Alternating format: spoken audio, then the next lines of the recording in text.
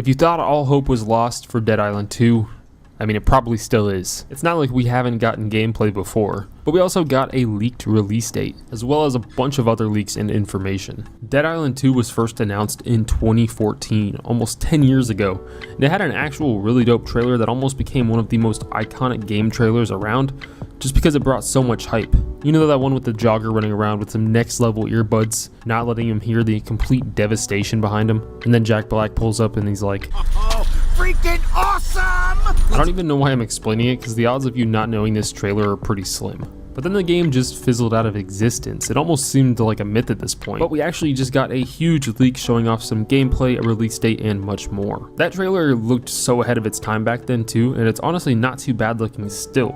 Well, besides the fact that they uploaded the trailer in 720p. Like, this trailer is so old, people didn't even upload in 1080p yet. Now we're at 4K. But the most important question is, how much updating have they done since then? If the fans want to know, is the zombie gonna have AirPods now, or is he still gonna be rocking those wired earbuds?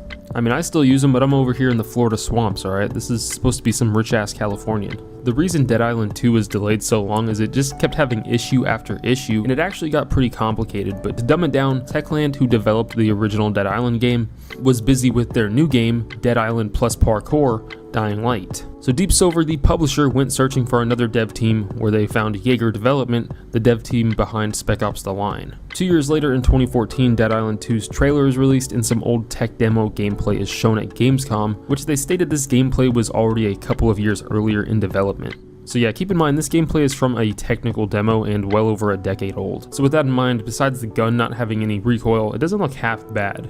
And that gameplay was shown at Gamescom. And guess what? Gamescom 2022 is in just a few days on August 24th. Anyways, sadly, maybe a year later, the dev team and publishers had huge disagreements on the direction the game should go, causing Yager to actually abandon development, leaving Deep Silver behind. I'm really curious what these disagreements were, seeing as how dark Spec Ops: The Line was, and it's a completely different type of game. Maybe Yager wanted to take that route instead of more of this arcadey look, but we'll never know. Deep Silver went on to find Sumo Digital, another dev team who worked on quite a lot of games including Payday 2 and Forza Horizon 2, but then also games like Crackdown 3. They soon followed Yager's footsteps and parted ways with Deep Silver after almost 3 years together, forcing Deep Silver to find a third development team called Dambuster Studios, who's been working on the game since 2019. So Dying Light really took Dead Island's place and became the Dead Island 2 that never was, which is why the games are so similar, minus the parkour. I don't think there was anybody left out there with a single ounce of hope left for Dead Island 2 at this point, but once I saw the leaks, I was instantly hyped again. The leaks actually came from Amazon. I don't know what's going on at Amazon, but they're famous for leaking games at this point. And if it was just a small leak with some minor information, that'd be one thing, but they posted this Dead Island 2 listing, showing the game cover for the Dead Island 2 Day 1 edition, as well as 3 different screenshots showing off gameplay and a release date of February 2023. Which is less than 6 months away, but we'll get more into the release date stuff in a minute. So looking at the gameplay screenshots, the graphics look like they've improved a lot. These are like screenshots they used to market the game though, so they're gonna look better than the actual gameplay looks. For example, this darker screenshot, the zombies are so awkwardly placed that they obviously weren't there in the gameplay, and this picture is just like a giant Photoshop. Kinda like when Far Cry 6, their screenshots released, some of them were like too beautiful to where you knew the game wasn't gonna look like that, but it helped build some hype around the game because of how realistic it looked. The setting is pretty cool. They're looking like they're in different parts of California. Like this is like a rundown poor area of California. Characters holding a wrench, so probably the same type of throwaway weapon system as Dead Island, where if you remember, the melee weapons had a certain durability, and if you went down to 0, the weapon was completely useless until you repaired it. The next screenshot, you've got this roller skating chick with the famous pier that will probably just always be known as the GTA 5 pier now. There's a truck in the background which you can probably drive, and then I think the rest of the zombies are just normal ass zombies. Yeah, they look like normal zombies. And then the third screenshot showing what looks to be actual gameplay, still probably rendered to look way better, but it looks pretty damn sweet.